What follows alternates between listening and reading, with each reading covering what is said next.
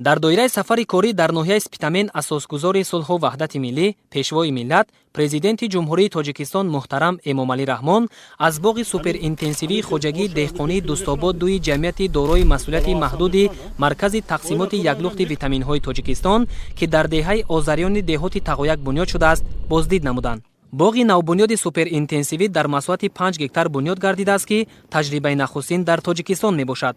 бо мақсади ҳифзи ниҳоли дарахтон аз жола ва дигар офатҳои табиӣ, болои дарахтон бо тури махсус пӯшонида шудааст. бартарии дигари ин боғ дар он аст, ки системаи обёрии қатрагӣ ба роҳ монда шуда, бо ин васила сарфаи барзиёди об пешгирӣ, хароҷоти қувваи корӣ ва нуриҳои минералӣ коҳиш меёбад. бунёди боғи суперинтенсивӣ нисбат ба дигар намуди боғҳо афзалият дошта, барои рушди бештари соҳаи боғдорӣ дар мамлакат, афзоиши иқтидори истеҳсолӣ ва содиротӣ нақши муҳим хоҳад дошт, зеро дар соли сеюм ниҳолҳо ҳосили фаровон медиҳанд. боғе ки бо технологияи нав шуда истодааст, якумин бор дар Тоҷикистон шуда истодааст. мо ин аз технологияш дигар давлатҳо овардем.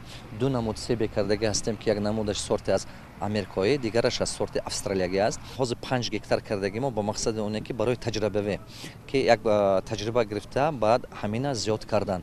дар оянда орзу дорем ки ҳазорҳо гектар боғ кунем. чизҳои табиӣ ки дараҷаи олиш қатъи ба мо мешавад, ҳамина мо мехоҳем ки коркард кунем, маҳсулот кунем, ба мардуми дунё нишон диҳем. барои бунёди боғи суперинтенсивӣ дар маҷмӯъ зиёда аз 2000 адад сутунпояи бетонӣ истифода шудааст. ба таъкиди боғдорон, сутунпояҳо дар масофаи 8 метр дарозӣ ва 4 метр паҳноӣ ҷойгир карда шуданд. айни замон дар боғи навбунёд 20 нафар сокини маҳаллӣ ба кори доимӣ таъмин буда, дар мавсими ҷамъоварии ҳосил 50 каси дигар ба корҳои саҳроӣ ҷалб карда мешаванд, ки ин тадбир аз якҷониб ба беталаф ҷамъоварӣ шудани мева мусоидат кунад, аз тарафи дигар ба афзудани даромаднокии сокинони маҳаллӣ аҳамият дорад.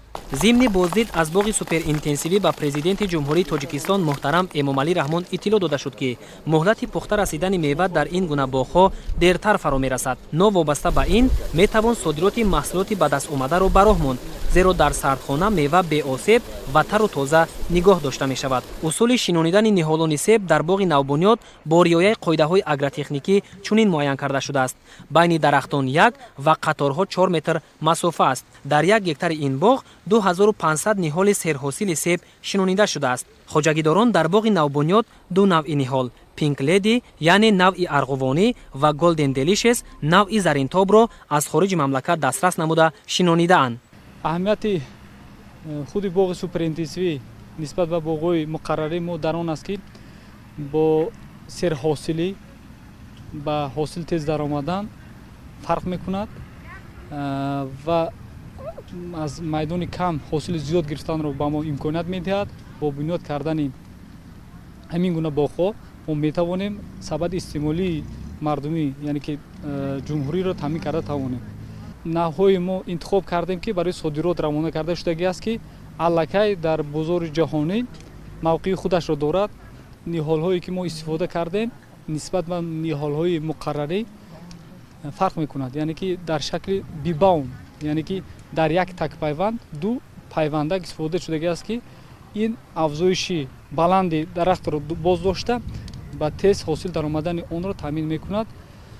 ба ақидаи олимони соҳа аз 1 гектари боғи суперинтенсивӣ ба ҳисоби миёна аз 40 то 60 тонна ҳосил ба даст овардан мумкин аст. сарвари давлат муҳтарам Эмомалӣ Раҳмон шахсони мутасаддиро вазифадор намуданд, ки таҷрибаи боғпарварони хоҷагии деҳқонӣ Дустобод дуи ҷамъияти дорои масъулияти маҳдуди Маркази тақсимоти яклухти витаминҳои Тоҷикистонро омӯхта, дар дигар минтақаҳои ҷумҳурӣ онро амалӣ намоянд. пешвои муаззами миллат таъкид карданд, ки обу ҳаво ва хоки зархези кишвари офтобрӯяи мо ба бунёди боғу тогзор ниҳоят мувофиқ буда, имконияти табиии ҳосили фаровон ба даст овардан зиёд аст. аз ин рӯ истифодаи пурсамар аз ин шароитро зарур донистанд.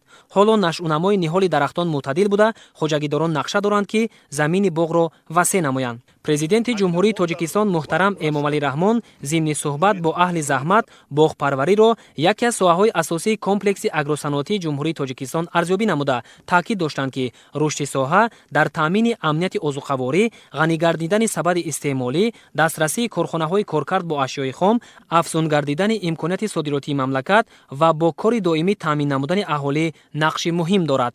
ҳамчунин дар доираи сафари кории пешвои миллат муҳтарам Эмомалӣ Раҳмон ба ноҳияи Спитамини вилояти Суғд роҳҳои аҳамияти ҷумҳуриявӣ ва маҳаллӣ дошта мунфарш гардида барои рафтуомади сокинон ва интиқоли молу маҳсулот нақши муҳим дорад.